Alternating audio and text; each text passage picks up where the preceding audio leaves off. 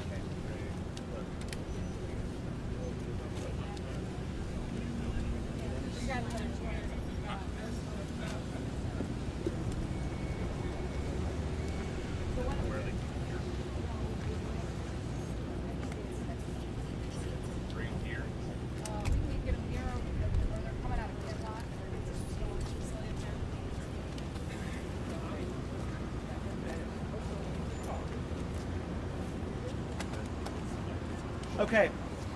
Good afternoon, everyone. We want to provide another update on the city of St. Louis's recovery after the tornado. We have a lot of new information for you. We're going to start with Mayor Harris Spencer. We'll get an update from the fire department, the police department. We're going to get an update from Congressman Wesley Bell and the federal resources that he's working on. We are going to get an update from Ameren. There's a lot of encouraging information coming from Ameren this afternoon, which is going to inspire a lot of people. American Red Cross, which is going to give us an update on the shelter availability across the city and across the region.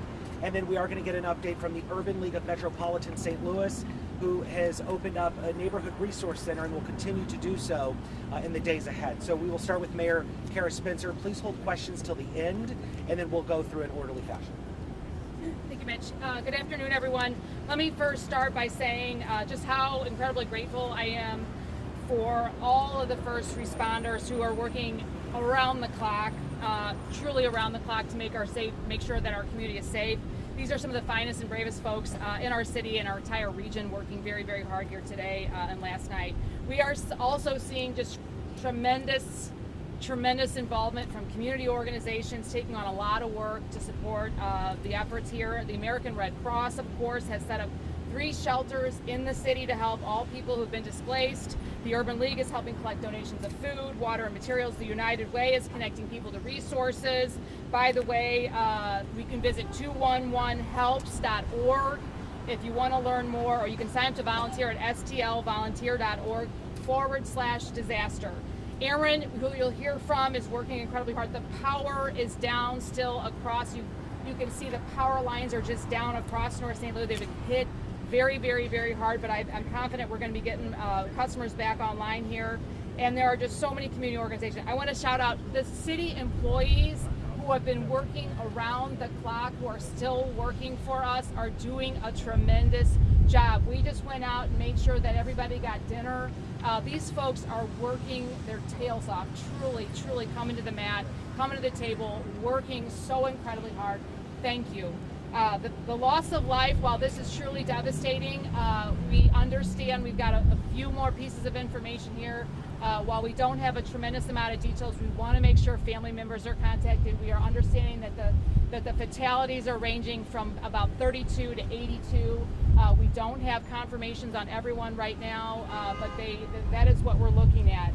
Since I last saw you, we have been spending a lot of time, obviously, in the community, but also at Emergency Operations Center at Police Headquarters, organizing the operational response from all the city departments, but also there are just a tremendous amount of partners in the private sector that are coming to the table. We're working on getting everybody organized so we can better organize the distribution of resources, including tarps, board ups, food, etc. We're going to keep working into the night until we get all this organized and make sure that we have everything that we could possibly have on the table to help our community. I encourage everyone in our community that's reaching out to go to those sites I mentioned earlier, and just thank the folks out. I mean, the heartwarming nature of what is happening is just truly incredible. Thank you all, and I just can't say enough about the response here. Truly amazing. Congressman, or I think the fire chief, you want to give an update? Good afternoon. We're in the process of finishing up on our last sweep of the area. We have an area a little bit north of us that we're doing one more grid search on. The fire department in the city of St. Louis has spent the day sweeping and rolling down and inspecting every street in this city. That's 62 square miles. We've made every street. We're making one more last search of an area a little bit north of us. Right now, the status quo has kind of remained the same as far as injuries and fatalities. So you're going to see the trucks out all night. Give them room. They've been working all day. So right now, we're holding our own. We should finish this entire operation as far as the sweep of all homes, streets, especially the districts that are surrounding us, by about 7 o'clock tonight. Thank you, Chief. We're going to continue to work with the fire department and the rescue teams and continue to go through places. We'll keep the security on the area as they continue to search the homes and see if there's anybody that is still might be trapped in it. They continue to do some brave work in some of these facilities, impactful buildings that might have some issues going on. So they got to do it very slowly. We'll be out there to make sure we assist in any way we can. What we're doing in policing, we already mobilized everybody from the department. We're going to continue to do 12-hour tours to make sure we can maximize our coverage out there. And what we do is even going into the night, we will be out there with our lights doing grids, where we go through all the neighborhoods. And then we're not forgetting about the rest of the city, because there's things that go on throughout the city that were impacted, and there's also calls for service. So we're going to make sure both places are taken care of. And we also know that there's power outages outside of this area, and we got to make sure we can keep everybody safe and make sure that nobody's taking advantage of this situation. And so far, it's been very, very minimal. And I thank the community for coming forward to make sure we keep our city safe, come together, and make sure that we get through this in the most positive way. Of the victims, 5 of the victims that have died, the mayor hit on them. Those age ranges from 30 almost to 82 years old. Please be patient with us. We've identified 3 of them, but we're identifying all of them, and we have to make sure we make the notification to next of kin. So with that, we're out there. We're going to continue to be out there. We're going to continue. And then last thing, fire chief hit on it. We need people. We have a curfew in place from 9 o'clock to 6 a.m. That is for our safety, your safety, to make sure we can continue to get the job done. And that's up here in the 5th and 6th district. And that's citywide. But you got to let us do our job. It's still dangerous out there. And that's why we want to make sure that we can clean up, make sure we can make it safe. But please, that'll keep people out of our way, and especially at night, we can keep a good eye to keep everyone safe. So with that, I'm going to introduce our Congressman, Wesley Bell. Congressman.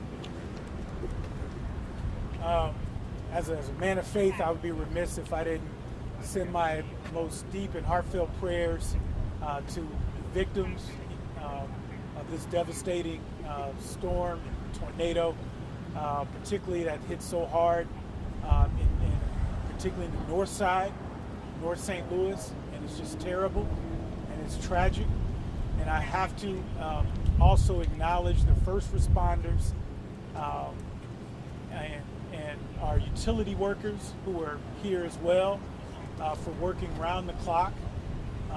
And you know, in my former job, I had to deal with these kind of tragedies, and obviously, you know, the fates have decided that we have another situation and tragedy that we have to deal with. And what I do believe is that faith without works is dead, and I can tell you that on the local level, with our mayor and alderpersons, on the state level, speaking with our governor and other folks, and on the federal level, everyone is working together to bring the resources to bear to address the needs as we continue to assess them. And so you got to give folks time to get that done. And I can tell you right now, everyone who's spoken in all the departments, and from the mayor's office to the fire department to the police departments, but all city workers are working round the clock to do just that. And there are a couple things that I do want to point out, in that from the federal side, we're working with the Missouri delegation and the governor to ensure that a request is sent to the president to declare this a major disaster. A disaster declaration will allow us to utilize federal funds through agencies like FEMA to help rebuild our region. And we need to make sure that we find every dollar from every grant, from every federal program, from every state program, and every couch cushion to bring to bear to help this region. And that's exactly what we intend to do. For those in need of shelter, you can text the word shelter and your zip code to 43362 for real-time updates on nearby shelter locations. Shelters have been set up at the recreational centers located at 1410 South Tucker Boulevard and at Friendly Temple.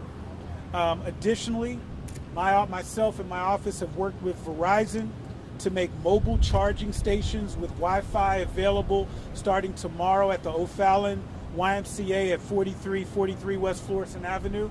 Also, Verizon, I'm happy to announce, is making a $10,000 donation to the Red Cross. And that's just exemplifies what we've seen all over this region, from corporations, but just regular folks. You see people cooking out and donating food and donations and resources, and that's what makes St. Louis. And so last, if you're looking for a way to help, you can donate to the United Way of Greater St. Louis, or sign up to volunteer with the Red Cross or local food banks. And please don't hesitate to call our office if there's things that you need. If we can't help you, we'll direct you to you can. And our office number is 314-955-9980. And so I'm going to bring up Mr. Boucher with Ameren so they can talk about what they're doing, the tremendous work that they're doing. So.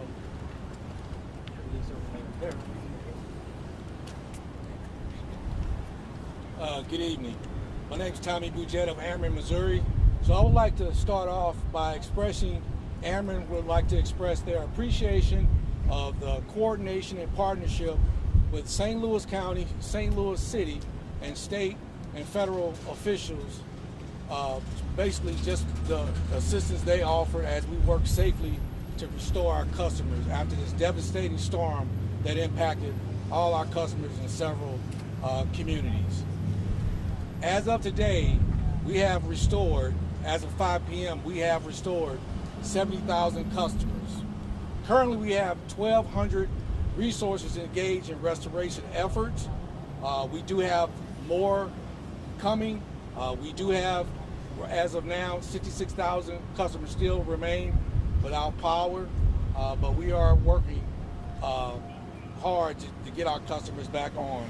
I would also say that we will continue to bring in more resources as the days come, but this will be a multi-day storm as we continue the efforts. We will have some complicated repairs as we go. As you've seen the devastation around this community, there's a lot of vegetation, there's a lot of property destruction. With that being said, that limits the access to our system. We do understand how critical electric service is to our customers, but we will ask for their patience as we continue to restore efforts on restoring power. I will hand it over to the Red Cross. Thank you.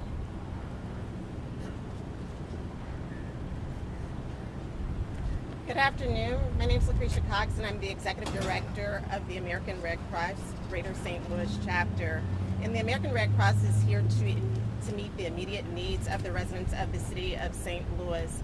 And so, as mentioned before, we have opened up 3 area shelters. I will say that the shelter at Grace United Methodist Church is at full capacity, so we are redirecting everyone else to 12th and Park Recreation Center and also to Friendly Temple. If needed, we will definitely open up additional shelters on the way that we've been communicating with. And so we appreciate everyone who's given us information and sent people over. We're taking care of, food, any additional resources, and we like to thank our partners who have come out, like Schnucks and other faith-based organizations, to help us with food.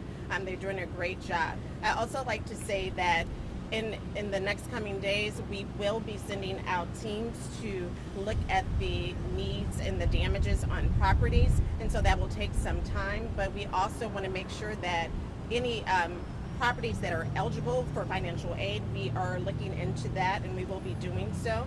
And the last thing that I definitely want to mention is that if you know of anyone who needs immediate assistance, we are encouraging individuals to call our 1-800 number, so they can reach out to 1-800-RED-CROSS, and then we can connect them with other resources that are in the community. And we're thankful for our partners. And now I will pass it over to James Park, who is also a partner advisor as well.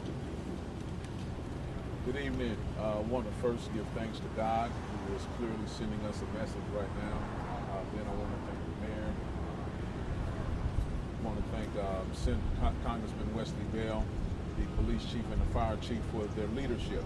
Then we want to give our heartfelt condolences to the families who have lost loved ones. Then we want to thank St. Louis for really stepping up right now. The Urban League of Metropolitan St. Louis, we have set up a disaster relief site at our headquarters located at 1408 North Kings Highway.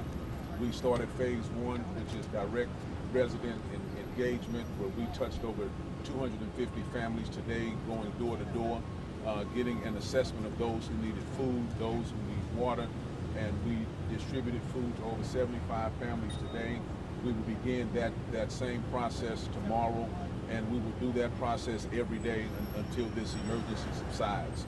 Phase 2 is we're working with the Regional Business Council, Clayco Construction, Keeley Construction, and several other major construction companies from throughout the region. They will be doing a walkthrough tomorrow to get an assessment of what kind of heavy equipment is going to be needed to remove brush and to tear down vacant and abandoned structures. We will start in this immediate area, and we will work our way out. The plan is to pull out all of the debris, pull out all the bricks and make large stacks, then come back and over the next several days haul it out and then do stack and brick removal in that fashion and work our way out. We are very much committed to this. All of the Division of Public Safety's programming has been paused so that we can give our full attention to this relief effort. Thank you very much. And now we'll have Gentry Trotter from Heat Up, Cool Down St. Louis. Thank you very much. Ladies and gentlemen, we are very concerned. You're probably thinking, well, there's no electric, but the need is always great. And right now, what we're going to be doing with the Urban League is taking our ARPA federal funds, because they have deadlines to them, and we're going to reach out to these families as fast as we can to help them immediately, which will take the pressure off of them so they don't have to worry about a utility bill for a while. We also are going to ask Ameren, Missouri, and Spire to consider a moratorium for 4 months. We did this a couple of years ago during the flood, and it worked out well. They were very cooperative. So we're appealing to them, and we're also asking the public. We're independent from United Way and Red Cross. We've been doing this for 25 years, strictly utility assistance. You can donate online at Cool Down St. Louis or Heat Up St. Louis, or you can go, thank goodness, the Commerce Bank is letting us accept donations because of this at any bank, Commerce Bank in Missouri and Illinois, and those funds will go 100%, as you all know, goes to helping people with service. So we're hoping this works out for all of us. All you have to do is tell them to go to heatupstlouis.org or Cool Down, or call 241-0001. And we will confirm that they're impacted clients. We have to make sure of that when we're giving out these funds. Thank you. So just like we did in the morning update, we'll open it up to some questions, but let's be orderly. If I could, Mayor, could you tell us what's the biggest challenge right now? The biggest challenge is, I would say, getting everyone organized. You know, there are so many people and so many organizations that want to help, centralizing that. So many people want to come out, but as the chief mentioned, it's dangerous. We have down power lines.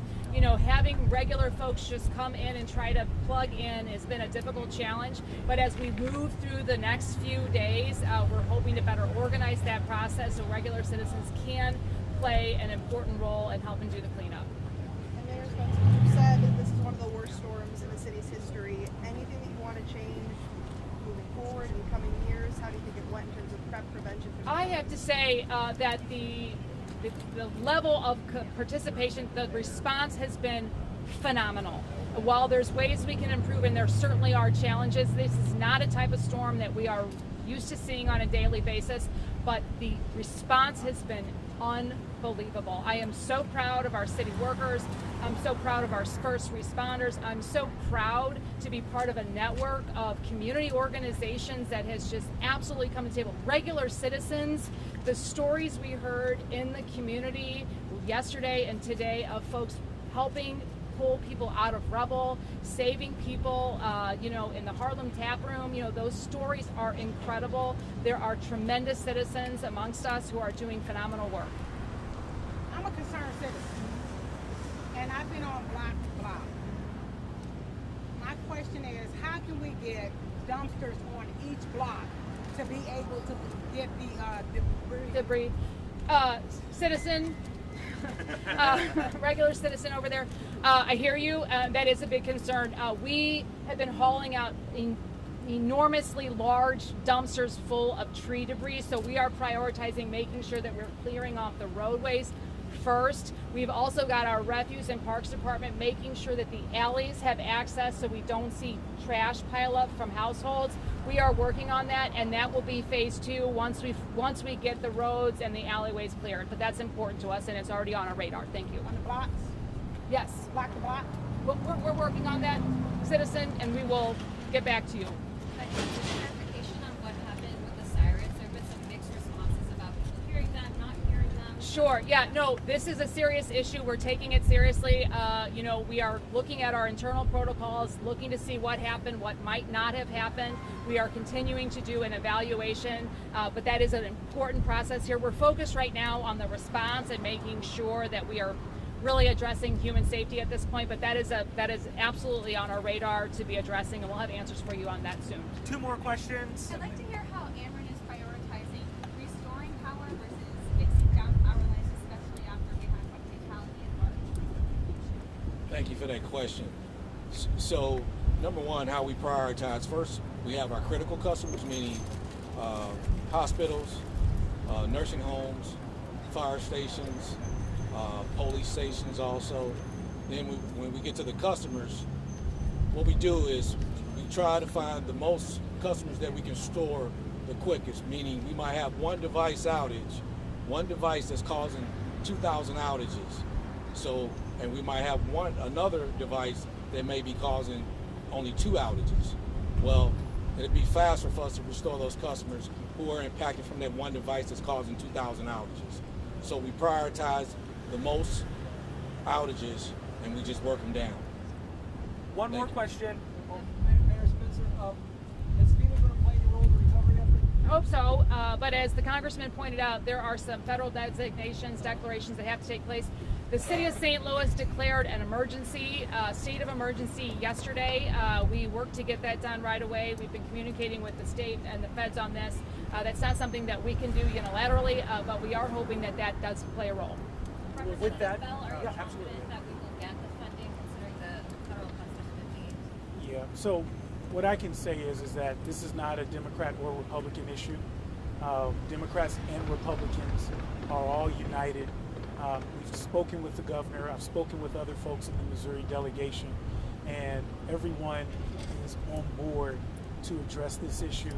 But I do want to caution everyone: this is not going to be an overnight fix. If you drive around, just in this neighborhood, in this area, it's going to take some time. It's going to take some work.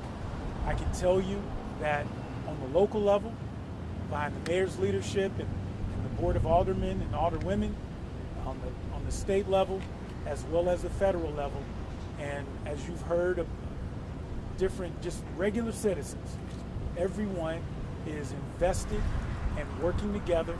And that's what you can expect to see, and we're going to try to, every single resource that we can bring to bear, I don't care where it is, we're gonna try to bring it home. Awesome. Well, as we wrap up, I just want to please pass along to everyone that the City of St. Louis, the police department, along with the emergency management, we will continue to push updates out throughout the night as needed on social media, X, Facebook, Instagram, and then also notify STL for any impending weather. We know that there could be some isolated thunderstorms tomorrow, so please monitor, notify STL and everything on social media, and then we will let you know at some point tomorrow when to expect the next briefing. Okay? Thank you guys very much for your time.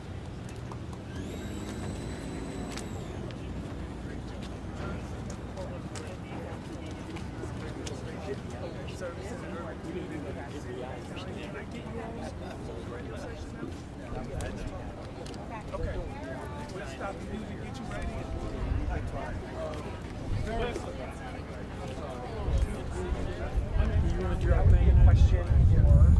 Hi, buddy. Hi, Senator. How you doing? Good. Citizen. Citizen. Let me know when you're ready.